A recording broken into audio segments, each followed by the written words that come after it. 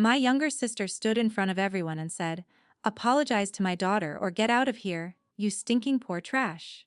Her voice was loud, confident, like she owned the room. Before I could answer, she shoved my son. I heard the crack before I understood what it was. A dry, wrong sound. His arm folded under him as he hit the tile. He screamed. High and sharp. The kind of scream that makes your chest lock up. His face went red in seconds, eyes swelling with panic and pain. I dropped to my knees beside him. His arm was already swelling, hanging at an angle no child's arm should hang. He was shaking so hard his teeth clicked together. I wrapped my arms around him carefully, terrified to touch the wrong place, whispering his name over and over like it might anchor him back into his body. My parents didn't stand up, they stayed on the couch. Calm. Watching. My mother crossed her arms. My father leaned back and shook his head slowly, like this was an inconvenience. My sister's daughter started crying too, but not from pain. From shock. From attention shifting away from her. My mother said, "He deserved it. You let him disrespect his cousin." I looked up at them from the floor. My son was sobbing into my shoulder, begging me to make it stop. I was still kneeling. Still below them. And I understood, with brutal clarity, that this was exactly where they thought I belonged. Before I tell you what happened next, tell me in the comments where you're watching from. If you've ever been treated like this by family, hit like and subscribe, because this story proves what happens when you stop staying silent. I didn't scream. I didn't cry. I felt something settle in my chest. Heavy, solid? Like a door closing. I said, "We're leaving." My sister laughed. "Good. And don't come back until you teach your kids some manners." I didn't answer her. I lifted my son carefully, ignoring his cries when I moved his arm, and walked toward the door. No one tried to stop me. No one offered help. My father didn't even look at us. He was already turning the TV volume back up. Outside, the air felt too bright, too normal. I fumbled with my phone and called an ambulance because my hands were shaking too badly to drive. My son clung to me, his face buried in my neck, whispering that his arm hurt, that he was scared, that he wanted to go home. I told him I knew. I told him I had him. And I meant more than just that moment. At the hospital, they confirmed it. Dislocated elbow, ligament damage, he'd need a sling. Follow-ups, pain management. The doctor asked how it happened. I said, "He was pushed." The word sat there between us, heavy. The doctor nodded and typed something into the chart. He asked who pushed him. I said, "A family member." That was the first time I said it out loud without softening it. When we got home that night, my phone exploded. Messages from my mother first. "You embarrassed us. You're overreacting. Kids get hurt all the time." Then my sister, "If CPS shows up, I swear I'll ruin you. You've always been jealous of my life. Teach your son not to provoke people." I didn't respond. I sat on the edge of my son's bed while he slept, his arm wrapped and propped up with pillows. Every time he flinched in his sleep, my stomach twisted. I replayed the moment over and over. The shove, the sound. My parents' faces. Not shocked. Not horrified. Smug. This wasn't new. This was just the first time it had drawn blood. Growing up, my sister was always the one they protected. The loud one. The difficult one. The one with excuses. I was the quiet one. The one who learned early that peace came from swallowing things down. When she took my clothes without asking, I was told to share. When she broke my things, I was told not to be materialistic. When she insulted me in front of relatives, I was told to have thicker skin. And when she married rich, everything changed. Suddenly, she was the success story. The proof my parents pointed to when they talked about doing something right. Her house, her car, her vacations, her daughter in expensive dresses. Me. I was the reminder of what they didn't want to be associated with. Single mother, modest job, old car, quiet life. They never said it directly. They didn't have to. Stinking poor trash. She hadn't even hesitated saying it. The next morning, my son asked me a question I wasn't ready for. "Mom," he said softly, "why did Auntie hate me?" I told him she didn't hate him. I told him some adults are broken in ways kids can't fix. I told him none of it was his fault. He nodded, but I could see the doubt in his eyes. That doubt lit something else inside me. I opened my laptop and pulled up the hospital report. The timestamp. The diagnosis. The doctor's notes. I requested copies. Then I pulled up the messages my sister had sent. I screenshotted everything. Every threat. Every insult. For years, I had survived by staying small. By letting things slide. By telling myself it was better not to make waves. But when someone puts their hands on your child, the rules change. By afternoon, I had made my first call. Not to my parents. Not to my sister. To a lawyer. I didn't know yet how far this would go. I didn't know what it would cost.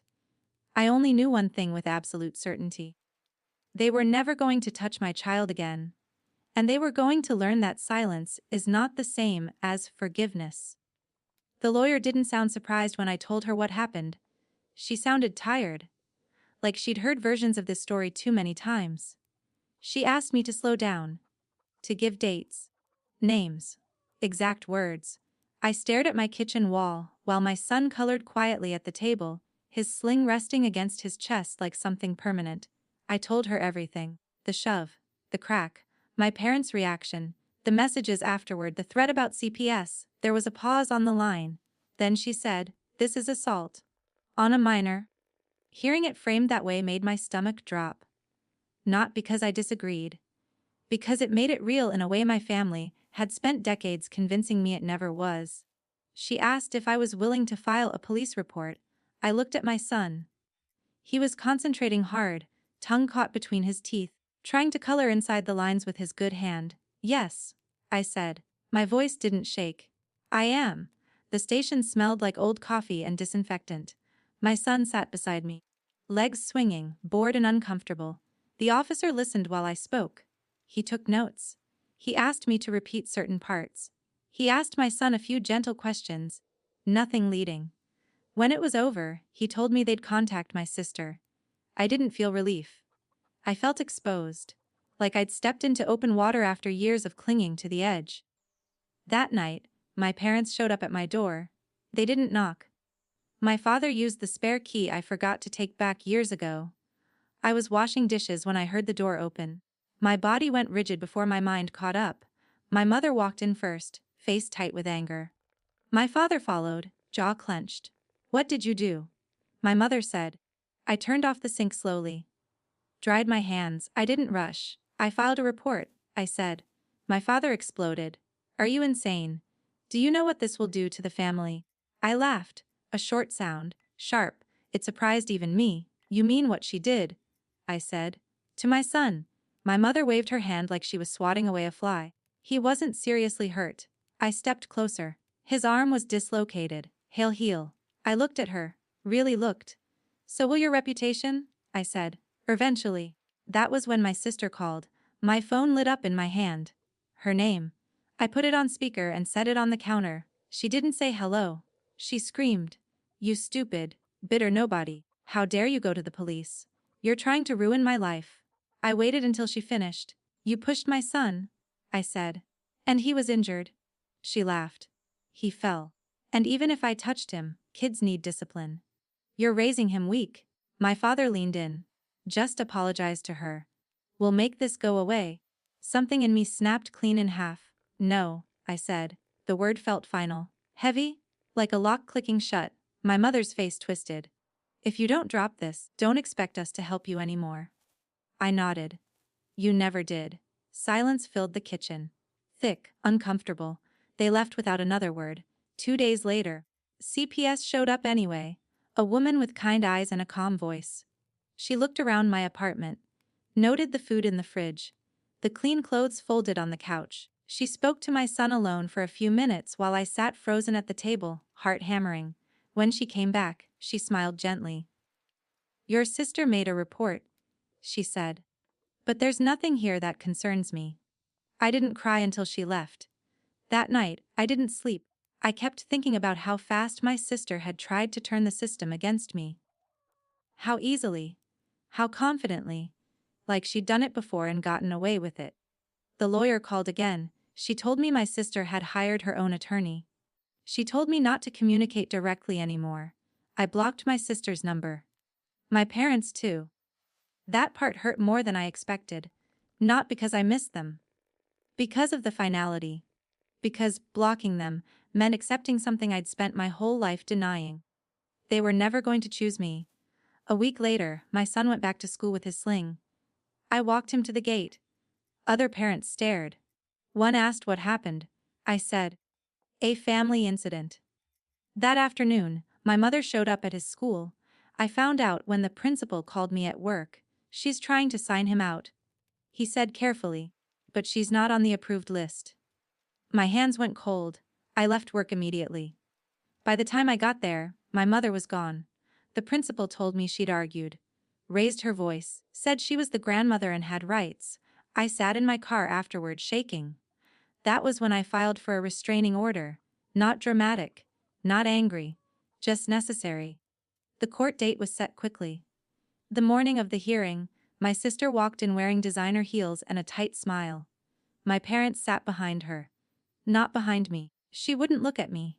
Not once. When the judge asked why I was requesting the order, I stood and spoke clearly. I described the shove, the injury, the messages, the CPS report, the school incident. My sister's lawyer objected.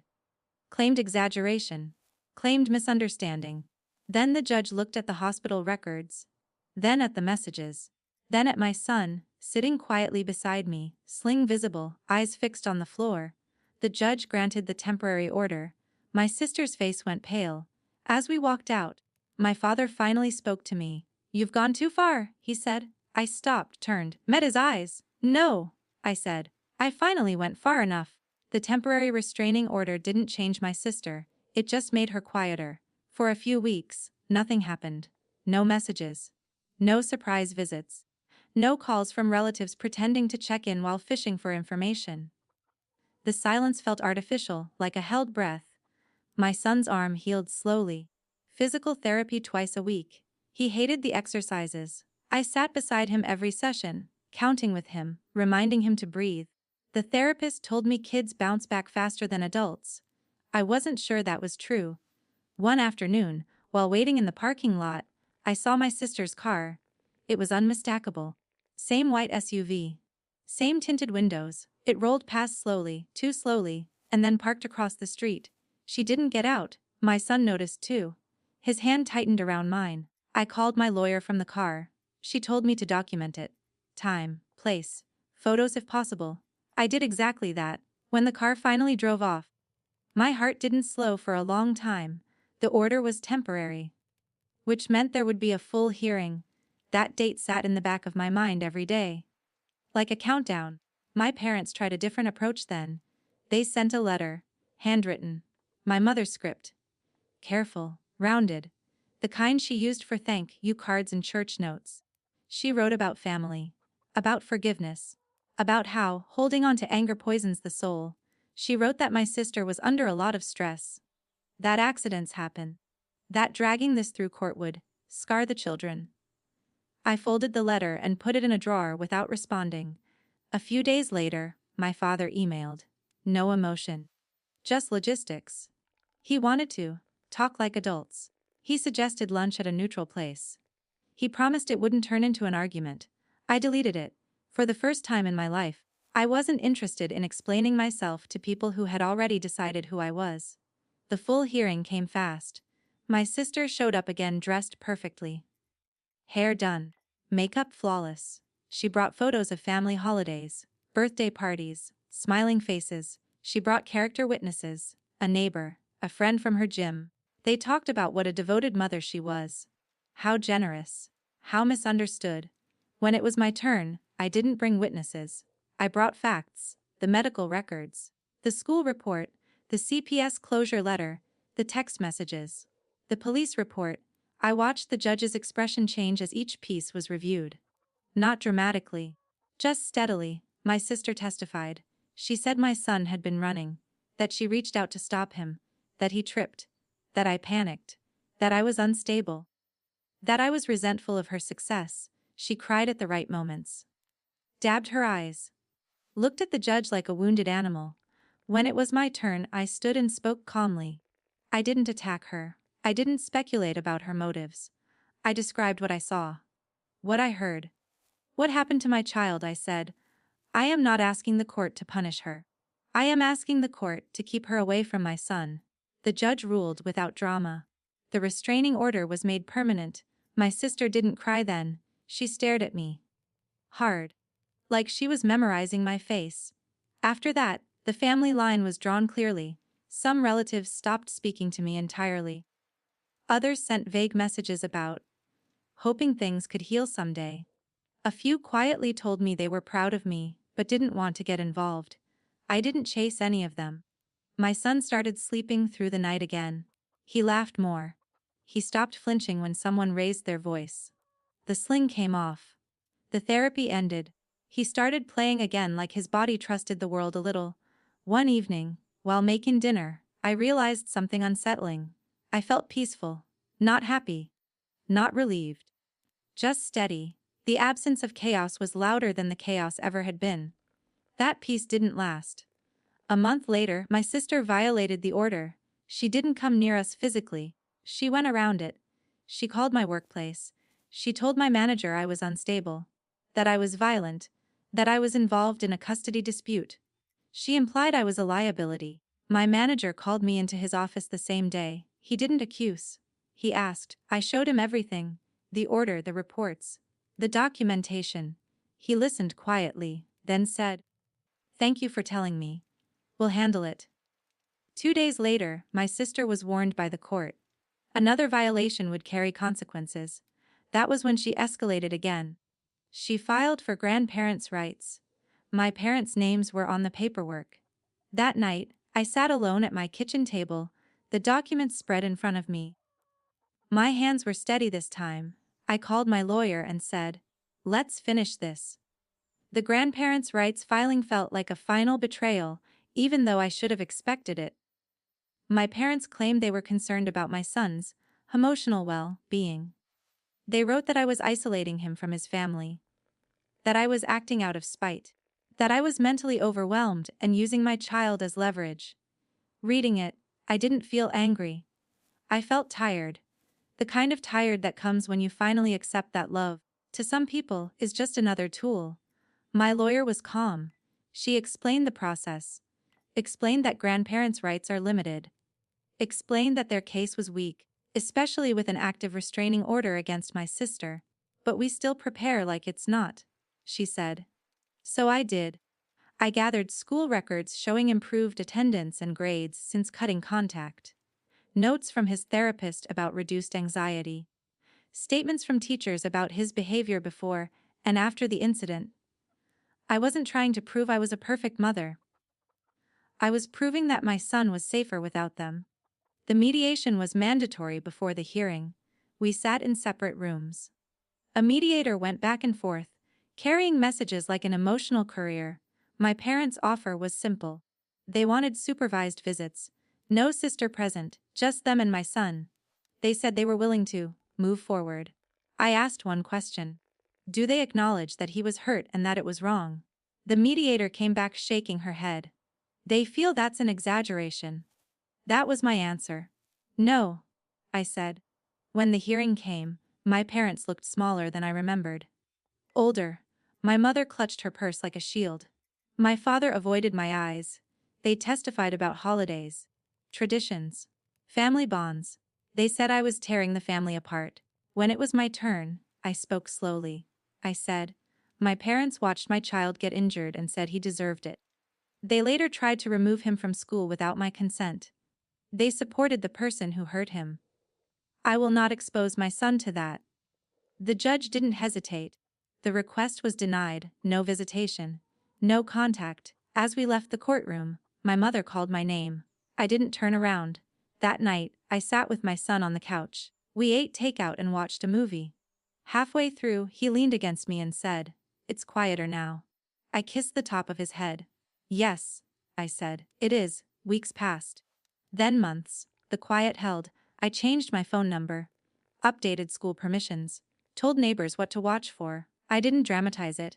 I just handled it. One afternoon, an unfamiliar car parked across the street. I watched from the window until it drove away. I didn't panic. I wrote it down. Strength, I learned, isn't loud. It's repetitive. One evening, I got an email from my sister, a new account. Short message, you think you won. I stared at it for a long time before forwarding it to my lawyer and blocking the address. I didn't reply. Because winning was never the point. Peace was. The months that followed felt unreal. No messages, no surprise visits, no threats. My son played outside without flinching when neighbors called out to him. He laughed freely at bedtime, told me about his day, forgot the sting of that first shove ever existed in his memory. I realized I was finally living in a world I had created, not one my family dictated. My sister tried one last time. She sent a lawyer's letter claiming emotional damages. Claims that I had alienated my son, that my actions had caused him stress.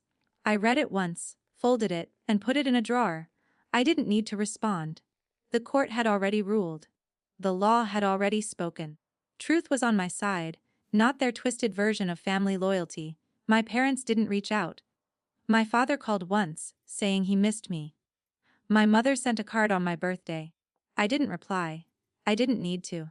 Some nights I still dream about that day, the shove, the crack, the helplessness in my son's eyes. I wake up, sometimes sweating, sometimes quiet, gripping his small hand beside me. But each morning I remind myself I acted. I didn't freeze. I didn't beg. I protected him. And that mattered more than anything they ever said or did. Over time, I rebuilt the life I thought was impossible with my son. A small apartment that smelled like home. A tiny garden we tended together. Weekend trips to parks, ice cream cones, and playground swings. Simple things that made him laugh until his sides ached. I didn't need their approval. I didn't need their love. I needed safety, stability, truth. And I finally had it. The power wasn't in revenge. It wasn't in punishing them. The power was quiet, unyielding, controlled. The power was showing my son that love isn't about how loud someone yells or how many rules they can manipulate, it's about action, protection, boundaries. Choosing what's right, not what's expected. The last time my sister's name crossed my mind, I was watching my son chase pigeons across the park. His laughter carried in the wind, free. I realized then that I didn't feel fear. I didn't feel anger. I felt quiet pride. I had survived their cruelty. I had survived their manipulation. I had survived my own hesitation. And I had raised a boy who knew he was safe, who knew he mattered, and who could finally trust the world outside the chaos my family created. Some people never understand what it takes to get here. The long, patient work of reclaiming life after betrayal. But I did, and I will never go back. As my son ran ahead, free and laughing, I let the wind hit my face and finally exhaled all the tension I had carried for so long. Quiet power, I realized, is louder than any insult.